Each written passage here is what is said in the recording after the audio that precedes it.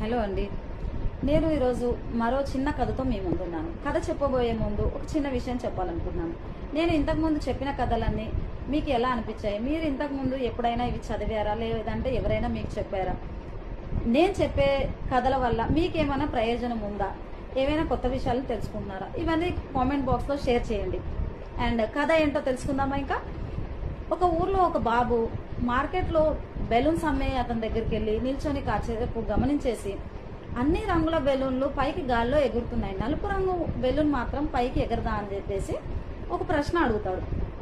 దానికి బెలూన్లు అమ్మే వ్యక్తి చిన్నగా నవ్వేసి ఒక చిన్న బెలూన్ని, అంటే నలుపు రంగు ఉన్న బెలూన్ని తనకిచ్చేసి ఎగిరేసి చూడమని చెప్పేసి చెప్తాడు. ఆ నలుపు రంగు ఉన్న బెలూన్ని బాబు తీసుకొని పైకి ఎగరేస్తాడు. మిగతా రంగు బెలూన్లు లాగి ఆ బెలూన్లన్నీ కూడా పైకి ఎగరడం, అంటే వాటి ఎత్తులో ఈ బెలూన్ కూడా ఎగురుతుంది.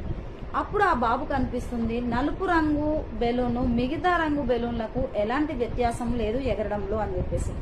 అప్పుడు ఆ బెలూన్స్ అమ్మే వ్యక్తి అంటాడు, బెలూన్ పైకి ఎగరడానికి రంగుకి ఎలాంటి సంబంధము లేదు, లోపల ఉన్న గాలి వల్ల బెలూన్ పైకి ఎగురుతుంది అని చెప్పేసి చెప్తాడు.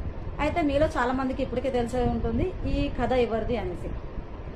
ఇది నెల్సన్ మండేలా గారి స్టోరీ అండి. చిన్నతనంలో తనకు వచ్చిన ఈ డౌట్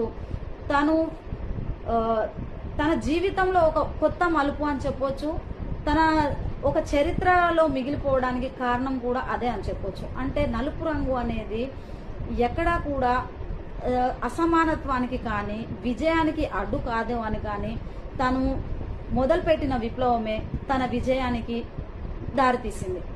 ఇక్కడ మనము ఈ కథ నుండి నేర్చుకోవాల్సింది ఏంటి అంటే, మన ఇన్నర్ స్ట్రెంగ్త్ ఏంటి అని చెప్పేసి మనము గుర్తించాలి.